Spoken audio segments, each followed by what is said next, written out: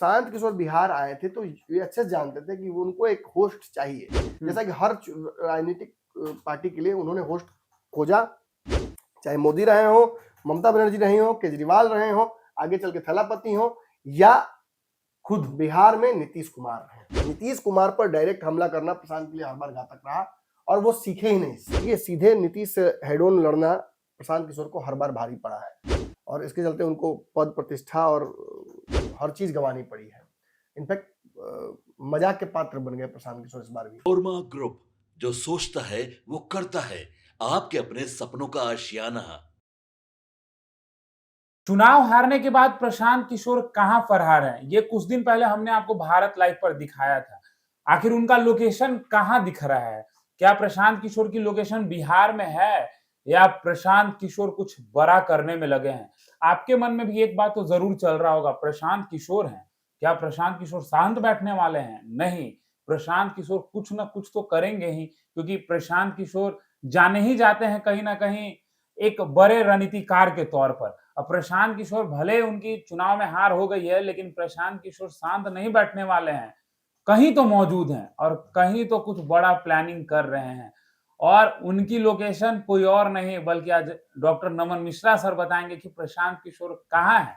क्योंकि अभी तक कई पत्रकारों का आपने विश्लेषण देखा है, लेकिन ये कोई नहीं बताया बिहार में कि प्रशांत किशोर कहाँ है और क्या कर रहे हैं। लेकिन आज नमन सर अपने पिटारे से ये खबर निकालेंगे और आपको बताएंगे एग्जैक्ट प्रशांत किशोर की लोकेशन कौन सी है और किस जगह मौजूद है। दिल्ली में मौजूद है, राजद के साथ मौजूद है, क्या है नहीं, ये सब पता चलेगा आपको इस खबर में। सर, कुछ दिन पहले मैं शेखपुरा हाउस गया, एक खबर भी किया, जिस तरीके से उन कुर्सियों पे जब नेता लोग बैठते थे, टिकट बांटी जाती थी, उस वही कुर्सी वीरान पड़ा हुआ था, धूल से सना हुआ था, कुत्ते भी घूम रहे थे उस शेखपुरा हाउस में। तो जब मैं वहां से कर आया तो कहीं ना कहीं मेरे मन में एक सवाल चल रहा था। मैंने उस दिन भी आपसे पूछा था कि प्रशांत किशोर कहाँ गए, बताइएगा आप हमको, आपको तो सब पता होता है। तो आप कहें कि थोड़ा सा समय दीजिए, हम प्रशांत किशोर का एग्जैक्ट लोकेशन बता देंगे आपको। देखिए, मैंने आपको जब शेखपुरा हाउस भेजा था तो मैंने इसीलिए भेजा था कि मुझे इस बात का भनक लग गया था। लेकिन आप जानते हैं अच्छे से कि हर पार्टी में हमारे सोर्सेस हैं और बहुत डीप सोर्सेस हैं। वो डुबनता वो फटवा वाला बसवा वाला नहीं। वास्तविक तौर पर लोगों ने इनपुट दिया था। चुनाव के पहले भी इनपुट मेरे पास आया था कि ऐसा हो सकता है अगर रिजल्ट ऐसे। देखिए, बाहर दिखाने के लिए हाथी के दांत कुछ और होते हैं, अंदर खाने के लिए कुछ और होते हैं। प्रशांत किशोर का ये रिजल्ट कोई अप्रत्याशित रिजल्ट नहीं है, हम सभी को पता था। मैं तो अक्सर ये बात बोल रहा था कि 0 ही रहेगा, 0 से ऊपर नहीं उठ पाएंगे, बहुत हुआ तो 1 आ जाएगा कहीं से। वैसी भी संभावना चुनाव को प्रत्याशी फाइनल जब पहलवान उतारा गया तो नहीं बची। तो आखिर प्रशांत किशोर इतना कुछ दाव पर क्यों लगाए हुए थे? कौन सा वैकल्पिक प्लान उनके पास था? प्लान बी कहाँ था? देखिए, चुनाव हारने के बाद एक तो इंस्टेंटली उन्होंने जो प्रेस कॉन्फ्रेंस किया, उन्होंने कहीं ना कहीं उस लहर को लूटने की कोशिश की जो तेजस्वी सार्वजनिक होकर नहीं दे पाए। तो वहां पर संभावना उन्होंने तलाश करने की कोशिश की, लेकिन वो जानते हैं अच्छे से कि इतना आसान नहीं होगा तेजस्वी की कुर्सी भी बिहार में ले लेना। क्यों? क्योंकि तेजस्वी भले ही बहुत बुरी तरह से चुनाव हारे हो, लेकिन उनका वोट परसेंटेज पिछली बार के बराबर ही है। उनको जो वोट मिला है वो पिछली बार से ज्यादा ही मिला है। तो इसका मतलब क्या है? इसका मतलब यह है कि नंबर 2 की कुर्सी के लिए भी बिहार में बहुत तगड़ी रेस है और प्रशांत किशोर आने वाले 5 साल में भी जीतते नजर नहीं आ रहे हैं। इसका तरीका क्या है? देखिए, सीधे नीतीश से हेड ऑन लड़ना प्रशांत किशोर को हर बार भारी पड़ा है और इसके चलते उनको पद प्रतिष्ठा और हर चीज गंवानी पड़ी है। इनफैक्ट मजाक के पात्र बन गए प्रशांत किशोर इस बार भी। तो ऐसी स्थिति में बार बार नीतीश से लड़ना, अगर कोई बच्चा पैदा हो और सीधे सीधे जाकर लड़ने लगे खली से, तो वो तो हारेगा ही, मजाक का पात्र भी बनेगा, लोग हंसेंगे। बिल्कुल। लेकिन अगर वो बच्चा पैदा हुआ, वो अपने आप को पहलवान बना रहा है, वो 2 साल 3 साल का हुआ, अच्छा उसने कुशत की, वो अपने वेट के और अपने एज के हिसाब से लड़े, 2 साल के लोगों से ही लड़े, तो वो टक्कर देगा, जीत सकता भी है, जीत भी सकता है, जीतने के चांसेस भी ज्यादा है क्योंकि वो प्रैक्टिस कर रहा है। प्रशांत किशोर ने यही गलती की, अपने से हैवी वेट से लड़ाई उन्होंने लड़ ली। ये लड़ाई उन्हें अपने ही वेट के अराउंड लड़ना था, यानी पहला फील्डिंग उन्हें तेजस्वी का लगाना था। चुनाव के दौरान हमने देखा कि जब प्रशांत किशोर, चुनाव से पहले भी जब प्रशांत किशोर तेजस्वी पर हमला कर रहे थे, लोगों को अच्छा लग रहा था।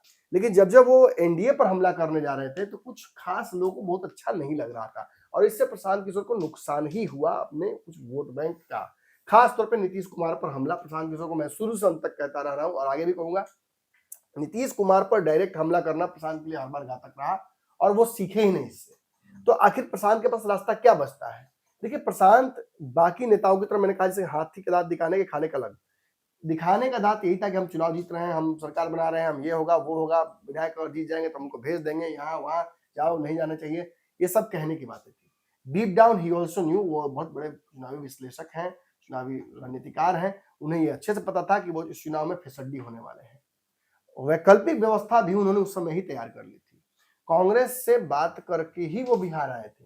कांग्रेस वाला दाव नहीं जब गला उनका बिहार में, वो चाहते थे कि प्रशांत अच्छे से जानते हैं कि वो एक पैरासाइट है पॉलिटिकल। मैं शुरू से कह रहा हूं, मेरा राजनीतिक विश्लेषण काट दीजिएगा, ये संभव ही नहीं है। 7 साल पहले, 10 साल पहले मैंने कह दिया था कि प्रशांत किशोर अगर बिहार की राजनीति में राजा बनने आए हैं तो ये कभी होगा नहीं। राजा बनाना राजा नहीं बनता, आपको याद है मैंने भेजा भी था, प्रशांत को भी मैंने भेजा है। बिल्कुल, जब भी वो राजा बनने की चेष्टा करेगा तो अनर्थ हो जाएगा। लेकिन राजा के साथ रहा तो देख तो लिया कि राजपाट कैसे नहीं ना चलता होता है, है। ऐसा नहीं होता है। आप पैसिवली, जब तक ट्रेनिंग आपको उस बात की नहीं, आप नहीं कर सकते। राजनीति में ऐसा नहीं होता है। इसलिए तो उन्होंने खली से लड़ाई करने की सोची। बिल्कुल, और जब खली से लड़े तब पटके गए। नीतीश कुमार ने उनको हर बार पटका। हो सकता है कि नीतीश कुमार अब तो कमजोर हो गए हैं, तबीयत खराब हो गई, नहीं, आप उनके शारीरिक मजबूती को मत देखिए। उनके बिहार में कितनी बड़ी जमीनी राजनीतिक जमीन रजिस्ट्री उन्होंने कर रखी है, ये देखिए, और आप उसी के सामने आप फेंके गए हैं। आप कह दीजिए 10,000 रुपए के चलते नीतीश जीत गया फला, वो हम नहीं मानने वाले ऐसा चलते, ये संभव ही नहीं है। 10-12 साल से हम लोग भी देख रहे हैं। अगर वो 10,000 दे रहे थे तो यहाँ तो और देने की तैयारी थी राजद की। वो 100 यूनिट बिजली दे रहे थे, 200 यूनिट देने की तैयारी थी इनकी। वो अगर नौकरी दे रहे हैं 1 लाख करोड़ लोगों को, तो ये हर घर में देने वाले थे।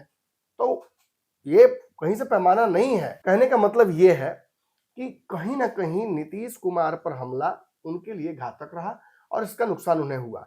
लेकिन प्रशांत किशोर बिहार आए थे तो ये अच्छे से जानते थे कि उनको एक होस्ट चाहिए। जैसा कि हर राजनीतिक पार्टी के लिए उन्होंने होस्ट खोजा, चाहे मोदी रहे हो, ममता बनर्जी रही हो, केजरीवाल रहे हो, आगे चल के थलापति हो, या खुद बिहार में नीतीश कुमार रहे। उन्हें एक होस्ट चाहिए होता है जिसके आसपास वो सर्वाइव कर सकते हैं। क्योंकि प्रशांत किशोर की राजनीति शुरू से मैं कह रहा हूं पारासिटिक है, वो एक पॉलिटिकल पैरासाइट है। और ये कहीं से मैं अपमान करने के लिए नहीं बोलता हूं, हर किसी की राजनीति की अपनी शैली होती है। पैरासिटिक शैली उनकी है राजनीति की, और वो होस्ट उनको चाहिए। अब दिक्कत क्या है कि बिहार में तो कोई उनको मिला नहीं, और बिहार में मिले भी तो उनको कौन कौन, पप्पू सिंह मिले, उदय सिंह, पप्पू सिंह भी बहुत अच्छी राजनीतिक स्थिति में नहीं थे। तो कहीं ना कहीं उन्हें वो बिल्ड करने में नहीं बना। मेहनत पूरी की, मेहनत में कोई कमी नहीं थी, बिल्कुल ईमानदारी में कोई कसर नहीं थी, मुद्दे बहुत से उठाए, लेकिन बिहार में बिना होस्ट के वो उतर गए थे। यही पेज पूरा फंस गया, जीरो पे आ गए। जीरो पे तो होना ही था, जीरो तो खैर बहुत बड़ी बात नहीं है, जीरो उनको होना ही था। मुझे इससे ज्यादा उन्हें वोट शेयर की उम्मीद थी, उनको मिले, ये नहीं हुआ। यहाँ नुकसान हुआ, यहाँ मुझे भी दुख हुआ कि उनको मिलना चाहिए था कुछ वोट शेयर, क्योंकि मुद्दे उठा रहे थे। खैर, प्रशांत किशोर बिहार आने से पहले चर्चा जो बिहार में उनके लेकर थी, वो कांग्रेस का कमान बिहार में संभालेंगे। इनफैक्ट रणनीतिकार के तौर पर नहीं, हो सकता है राजनीतिक के तौर पर वो आए और राजनीतिज्ञ के तौर पर बिहार के प्रदेश अध्यक्ष कांग्रेस के बनकर आए। यानी जिस दौरान वो बनना, ये सब कुछ होना था, उस दौरान ही बिहार में चुनाव भी था। तो क्या हुआ, 2020 की बात मैं कर रहा हूं, तो क्या हुआ, उनकी जगह मदन मोहन झा को बनाया जब उनके साथ दाल नहीं गली। कहा गया कि कांग्रेस को जो उन्होंने पिच किया आइडिया राहुल गांधी को, वो आइडिया उनको पसंद नहीं आया। अब मॉनेटरी वे में पसंद नहीं आया, या जो भी वो दिखा रहे थे दावा, वो नहीं पसंद नहीं आया। क्योंकि सच बात है कि राहुल गांधी भले ही कई जगहों पर पिट जाए, लेकिन प्रशांत किशोर जो रणनीति लेकर गए थे उनके पास, वो रणनीति उन्होंने जनता के लिए लगाई, बिल्कुल फ्लॉप हो गई। बिल्कुल, तो राहुल गांधी गलत नहीं थे, वो फ्लॉप आइडिया ही लेकर गए थे। तो इसलिए बताया गया कि उनको छोड़कर उस समय एक और ब्राह्मण को, मदन मोहन झा को बनाया गया अध्यक्ष। इसके बाद भी चर्चा हुई, जब वो चले गए बंगाल या कहीं और चले गए चुनाव प्रचार रणनीति बनाने के लिए, तो फिर चर्चा हुई कि फिर आएंगे बिहार। फिर खबर आई कि नहीं, उनको नहीं बनाकर बनाया जा रहा है अखिलेश सिंह को। तब तक यहाँ पर नींव उन्होंने डाल दी थी कि एक पार्टी हम बनाएंगे, और चर्चा 2 साल चली कि पार्टी बनाएंगे, और पार्टी रजिस्टर भी कर दी गई थी किसी और के माध्यम से, और अंजन स्वराज नाम से, और फिर बाद में उसी पार्टी को दिखाया गया बिहार में कि हमने बना लिया है। खैर, ये कहने का मतलब क्या है? कहने का मतलब है कि कांग्रेस से इनकी बातचीत पूर्व में भी हो चुकी थी। भाजपा इनको भाव नहीं देती है, अमित शाह इनको पसंद नहीं करते हैं, नीतीश कुमार से इतनी इन्होंने दुश्मनी कर ली है कि नीतीश कुमार इनको कभी चाहेंगे ही नहीं। एक रहे चिराग पासवान, तो चिराग पासवान इनको नमक के हिसाब से यूज करते हैं, आवश्यकता अनुसार जब मन का दोस्त बना लिया, जब मन किया इनके खिलाफ बोल दिया, ये भी वही काम करते हैं। तो ऐसे तो राजनीति होगा नहीं, बचता है एक ही ऑप्शन, या तो तेजस्वी के पास जाए नतमस्तक होकर या कांग्रेस के पास जाए। देखिए हाल में जो हुआ है उसकी वजह से कांग्रेस और तेजस्वी के बीच बड़ी एक दरार खिंच गई है। मैं दावे से कहता हूं कांग्रेस अब राज्यसभा में चुनाव नहीं लड़ेगी कभी, ये तय है। उसके विधायकों तक ने कह दिया है कि अब लड़ेंगे तो हम लोग नहीं रहेंगे पार्टी में।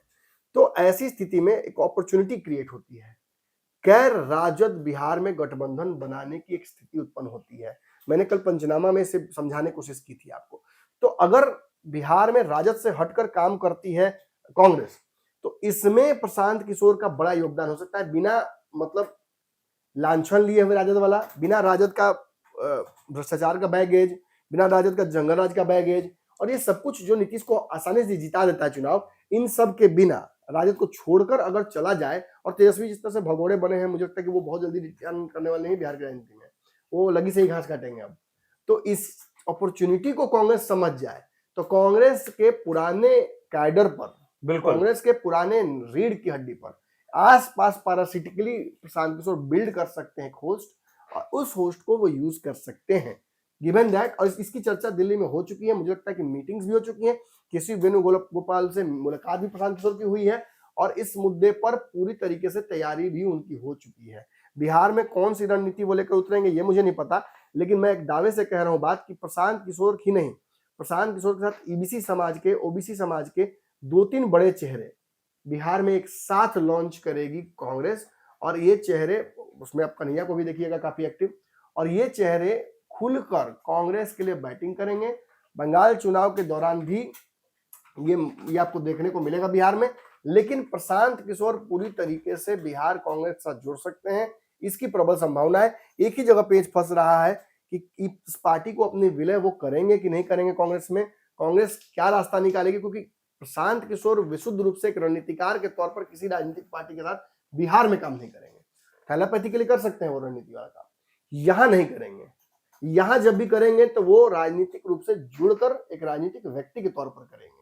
तो यहीं पे आगे कहीं ना कहीं जोड़ घटाव चल रहा है, बहुत जल्दी मुझे लगता है कि इसका भी निष्कर्ष निकल के आ जाएगा। तो चलिए फिलहाल इस खबर में इतना ही। अब ये देखना दिलचस्प होगा कि किस तरीके से प्रशांत किशोर और कांग्रेस बिहार में कुछ अलग करती है, और बिहार की राजनीतिक गलियारों में ये चर्चाएं तेज हो गई हैं कि प्रशांत किशोर और कांग्रेस एक साथ बिहार में दिख सकती है विपक्ष की भूमिका में। तो तमाम ऐसे खबरों के लिए हमारे साथ बने रहे। भारत लाइव देख रहे थे आप, धन्यवाद। आपके सपनों को हमने सजाया है, ई होम्स पैनोरामा को हमने बनाया है। ई होम्स मेरा एक सपना था जिसपे मैं पिछले 4 साल से काम कर रहा था। हमने जो बनाया है वो सबने है माना। ई होम्स पैनोरामा में हो आपका भी आशियाना। और फाइनली हमने 2021 में इस प्रोजेक्ट को लॉन्च किया। बहुत लोग अप्रिशिएट कर रहे हैं कि पूर्णिया जैसे शहर में, बिहार के, एक तो बिहार की बात करें उसमें भी पूर्णिया जैसे छोटे जगह में इस तरह का लाइफस्टाइल देना, ये सुन के हम लोगों को बहुत अच्छा लगता है।